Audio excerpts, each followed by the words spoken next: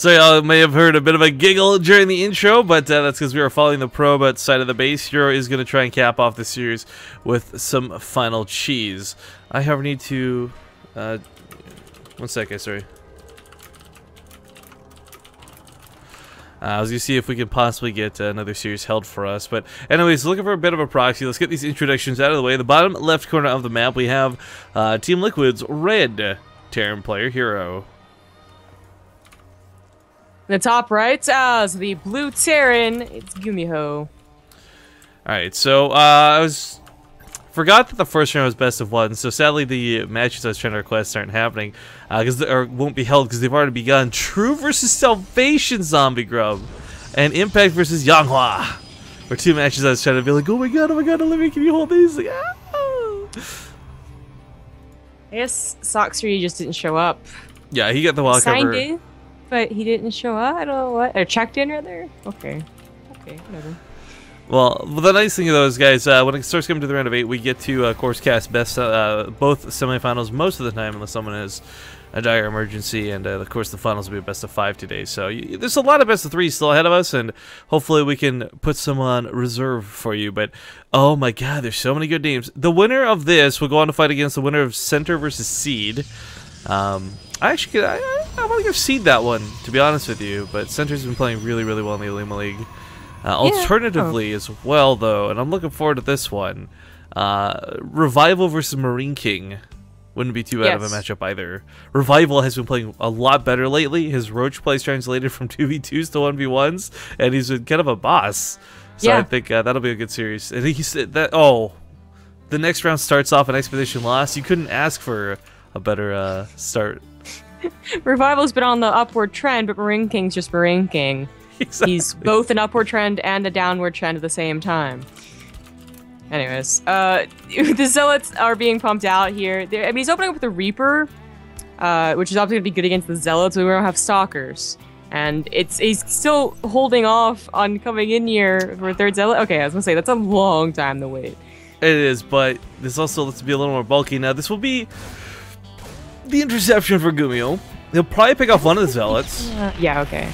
Like one Zealot at a time, rather. Maybe you try and save that, but even then, that's tough. I like his cancel on the command center, but like try and get a wall off or something at the top of the ramp. A bunker, 2 depots, the command center, 2 depots. I mean, there we go. Oh, bunker's misplaced. Please fix it. There we go. Okay. All right. Well, he's good for now, but the Stalker's going to come out, and there's still 2 Zealots, so it is quite a lot to deal with. I don't think it's necessary. Well, if he gets this round on the Stalker, it'd be great. Oh, he's going to get it. That's very nice. Lots of damage from the Zealots, but getting a Stalker killed was a really big part of this. It seems so silly to pull a full mineral line for it, but it may have been absolutely necessary. I think so. I really do. HerO, HerO really chose a really good strategy, okay? So much like, yeah, he's been choosing every game, so he'll, like, big surprise he cheesed again. But rather that this cheese really did take advantage of the fact that Gumiho has not been SCV scouting, which we brought up after the first game. But Gumiho deals with it like the best way you can, with being completely blindsided. I've never seen anyone do a full SCV pull like that to get the Stalker. I kind of thought, okay, maybe he's panicking here for a moment, but that was calm, collected, and really cool. I mean, HerO can run past the bunker, but it's so risky. Yeah, he doesn't really know how much DPS is in this. You don't really want to walk past a bunker that's got 4 Marines, but wouldn't mind soon to join it as well. I mean, I think I personally would have been most comfortable to see the 2 depots just because I would have known Gumiho doesn't have any risks, but high risk, high rewards, right? He's going to try to walk past this. Nope. Sent down that bunker right away, turned around by that. Nice damage out of those 4 Marines. Other side of the map, Mothership Core is active, so he's not going to get those free probe kills like we saw on Catalina. It is to be noted that there was only 1 gateway on the other side of the map, so the macro behind this isn't like, oh, yeah, go ahead and try, HerO. This actually could be pretty decent depending on how the next few minutes go. We do have the Widow Mine drop all set up to go in just a second here, but no Robo. Robo starts now. That's going to be very closely timed. Like, you still got to wait for that to finish. It's a long time, and then the Observer has to be chronoed out. Yeah. Quick apologies for the score, guys. We got caught up with the cheese, and I didn't remember to update. It is 1-1, though. I want to stress that. This is game 3, so it's the final game between these two. But okay, so as you guys come across the map, I mean, okay, let's assume there's an observer out. This isn't a normally large amount of Marines for this. You know, normally you're dropping a couple of Marines with those Widow Mines. This is quite a bit trying to push, but damn that range on those stalkers. Good control to HerO too, not to take any damage from that. Yeah. He does know it's on its way, of course, so that observer should be chronoed out. And it will be as closely timed as I said. Oh, it's coming, even though it's on a photon overcharge, just to make, or rather, photon cannon. He's got Stalker's intercept. You know, no matter how much damage this Widow Mine drop does, it's not worth it if he loses that medevac. So hopefully we can get this out of there. Stalkers are going to give chase, and Widow Mine's going to go off on. Ooh. No. That was worth doing on the Stalker. But where do you put the overcharge now? Do you put it in the main or the natural? Oh, get that medevac. Yeah, target fire. Nicely done out of HerO. Very nice. You know, partying someone else who's been doing that a lot lately. Not to being super cool with the name drops, I know, but I've been watching partying very, very, very distinctly more than others focus fire on Nexus lately. And I'm not talking about just the one medevac, but control on the photon overcharge seems to be something we've just not seen a lot of. So it sounds really weird to praise it, but it's been coming back. And it's kind of cool to see, but I like the Raven follow-up. This is weird as this considered the stock, the siege tank, the Banshee. This all looks weird, right? Like, hey, you know you're not playing versus Terran, right? But the Raven can eat the photon overcharge. Its point defense drone can nullify a lot of stalker damage. It's no scannings necessary if there's going to be like I don't know, something really ridiculous like Dark Templar. Oh no! Oh, that was a no-no. Yeah, walking into the bush like that. But the thing I find most intriguing is the Banshee. Now, Lily Canine, I think, is the only person we've seen recently. I know Goody does it a lot, but use Banshees. And cloaked Banshees, if you pick off that 1 or 2 observers, those are just going to have a hell of a time. Maro used it in Pro League recently, and it was a sick match. You should probably watch it if you have some time. From King Sejong, I believe. But this is like a very, like, this is a push, right? This is like a push that we saw like in Wings Liberty, like kind of like the 1-1-1. Tanks, Banshees, that Raven for that point defense drone. No here's, or, Heart of the Swarm units quite necessary. I'm always going to do that. Small shout out to Mark Crown Stories, just resub for his 11th month. Welcome back, man. But here comes the attack. Now the photon overcharge is going to go down, but no point defense drone, curiously enough. I guess hoping to use this on anti-stalker damage first. You could always come around the backside with these tanks too and abuse the cliff, but he's getting free damage where he can. Is that Reaper still working on the gateway? Man, he's like, this is like that guy who goes to live in the woods and he's just like building a log cabin over years. Like, just take it down already, man. So he's destroying a log cabin over the years. Yeah. Okay. Anti-log cabin hype. We got an Immortal coming out. HerO, he's had to deal with similar pushes, like I said, 1-1-1. Yeah. Well, the cool thing is, again, there's the potential of the point defense drone, which is less relevant now because there's not really any stalkers out, but the Seeker Missile, it can tear through the Immortal Hardened Shield, it can do a lot of damage to the Colossus. Like the hallucination? No, there's actually no anti-air here. The Banshees could go in, there's actually no anti-air. 2 stalkers, 1 point defense drone, he could actually go cherry pick off that Colossus right now if he wanted. Auto turrets instead. I don't know that I can get behind that idea. But he is going to tear down the Nexus, so I guess one way or the other it'll be worth it. Yeah. Oh, Banshee, no, why go attack the cannon? Why would you do that? I don't know. No cloak being popped either. It just bust here. The Hallucinated Immortal is really not doing what I expected it to, but maybe it doesn't need to. I think the bulk still might just win out. Hold on, the Colossus is going to survive. Banshee should go target it. Oh, never mind. The Marines, there's too many Marines left over. The Colossus is supposed to be, like, gutting them. Okay, there it goes. Yeah.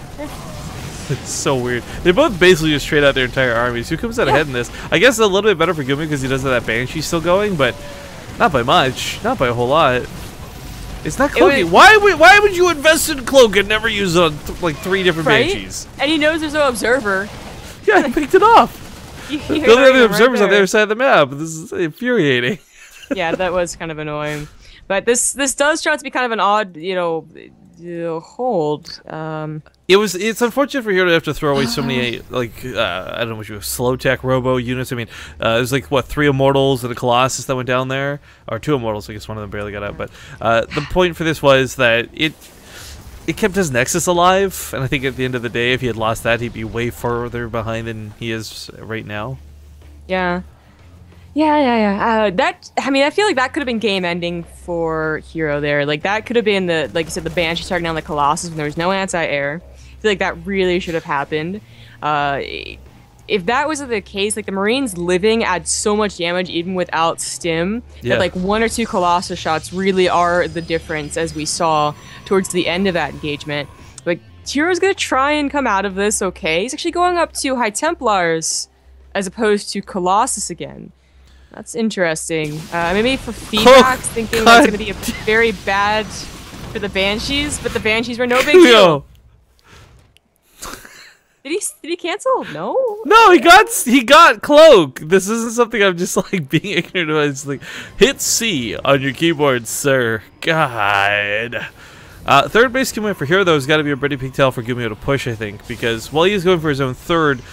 Usually when Protoss players investing in expansion, it's quite expensive and they're not going to have a big army behind it, and that's definitely the case right now. The Immortals coming out are cool. You know, you mentioned the Hallucinated Immortal earlier, and we're normally the first ones to jump on that hype train. I thought it was really cool too. Would definitely love to see some more of that action possibly, but there's no sentries right now, and or there's one, pardon me, but that's going to be for a Guardian Shield, which is way more valuable. Plus, that Hallucinated Immortal didn't have to do, like, didn't do a whole lot. I was kind of disappointed in it. Storm is not quite done. One Storm on top of that clumped up army could have had so much, but that third's going to have to be canceled. Feedback's also going to be kind of nasty if he's not careful. Gumiho's got to be really careful with the positioning on both his Raven and the Medivacs, but oh, this dirty spot. Picking up the cannon with this might be the first, the biggest deal, but oh god. No, Raven! Oh no! Okay, puts the point of defense turn down. This is really cool. This will nullify range damage, right? So the Mothership Core projectiles get shot off, but the Immortal's going to wreck those tanks. Storms come down on the right side. Bio does have stim. 1-1 finishes just as this battle begins as well. So everything here going in advantage of Gumiho, but the Immortals do break the tanks, and the Raven is gone. Okay, yeah, that was awesome split by Gumiho. I know that there was some focus fire with the Immortals on the Marauders as well, which we rarely ever see. And again, they trade out. But this time, I think more in favor of Gumiho. Yeah, way more in favor of the Gumiho. The upgrades, this +2 armor are going to be so hard to tear through no matter how you look at this. But oh, that Storm! Oh, the Marines, they tried to split, they walked back through it! HerO's going to hold! Oh, God. That's all I needed was that one Storm. All right, well positioned. It's still bad, though. Like, having cancels third, he knows that his opponent has his third and that it was lifted and, you know, put over somewhere. That's pretty bad. He needs like 6 more amazing Storms to, you know, in this game. I'm just going to see some people bringing up Mass Ravens in chat. I know it's a bit of trolling and joking, but I don't want to stress that unless you've been a Terran player who has had your Raven slapped down with a feedback, you don't know the pain of investing 200 gas into a unit like that. Now he's going to try and chase in and go for another cancel on the third. This will be a nice move. His own third is actually really well saturated behind this. So Gumiho's got so much money right now. I don't know if he wants to just throw down some more Raxes or something, but he's floating a lot of cash. Good dodge here. I mean, Liquid HerO is going for a very interesting composition. Storm, Immortal, Charge Lot, but he's taking too much damage repeat. Like, just not being able to get that third has been his problem. I swear, I'm looking at the production. I'm watching like a hawk for these tanks, and Gumiho still just says these tanks continue to come out. I never see them in production.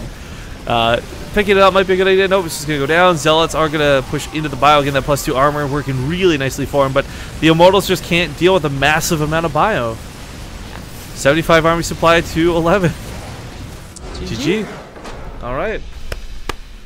Gumiho defends the. I almost forgot that was a proxy 2 gate or 1 gate or whatever to start, and